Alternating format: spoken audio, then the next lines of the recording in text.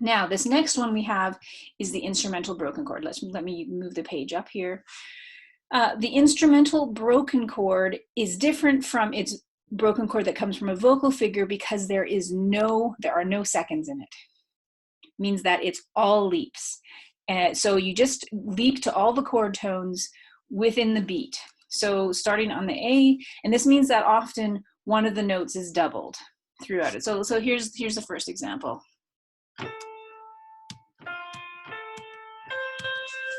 Okay, there's the first one. That's within the beat of the measure, and so forth. So let's do one that has, maybe it has a sixth in it.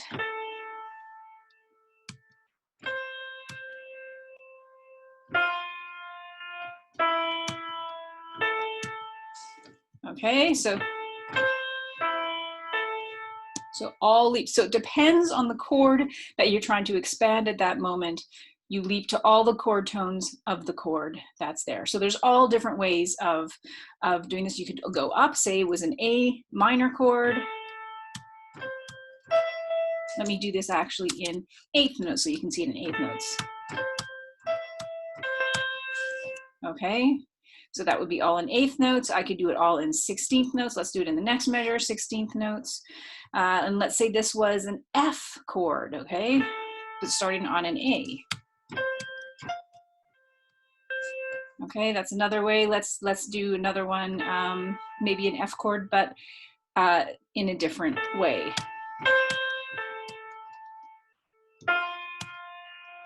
All of these are, all of these are different ways that you can write out a within the beat instrumental broken chord.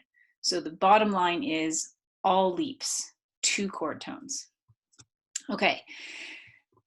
Now we have the instrumental arpeggiation. Remember, normally we had a fifth or a sixth with our 3-note instrumental, our 3-note figures. Now we have a 4-note instrumental arpeggiation. Means we're going to do an arpeggio all in one direction. So a broken chord, we change directions.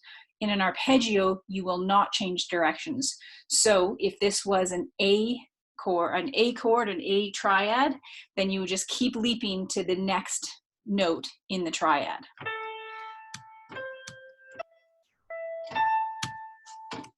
Okay, really nice and simple.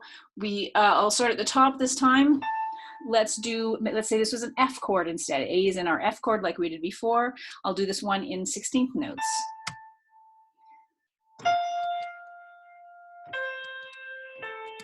So you tend to always end your arpeggiation with an octave. Of course, that could be an arpeggiation if we have a dominant 7th chord of some kind. You could leap to all chords, as long as you're leaping to chord tones, and this is then that's an arpeggiation of that. Okay.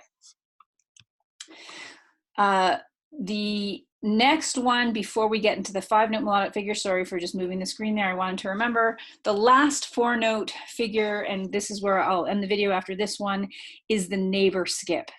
This is a really fun figure. What you have to think about this is it's a neighbor note figure and then a skip of any kind, a 3rd, a 4th, a 5th, a 6th. It can be any leap, in fact, a 7th, even an octave. You could even see an octave neighbor skip, but I'll do the most common ones right now. So, and it's called a neighbor skip, but it could also be a skip neighbor, but you always call it a neighbor skip regardless, because there's a neighbor in it and there's a skip. Doesn't matter the order. So I'll do, first I'll do this one that has a skip first. Okay, so here it is in quarter notes. Okay, so this one I skipped and then I did a neighbor, and the neighbor can be in any direction. So I could do this same one. Well, I'll do a different one so you can see that it works. And again, the skip has to be to a chord tone, so don't forget about that. Skip must be to a chord tone. Let's go to,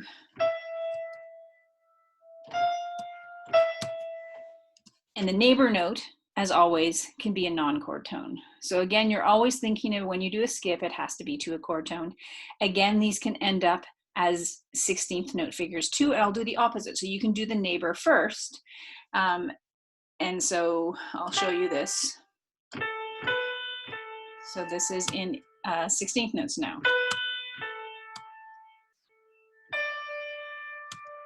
Okay, and we could leap in any direction and do the neighbor.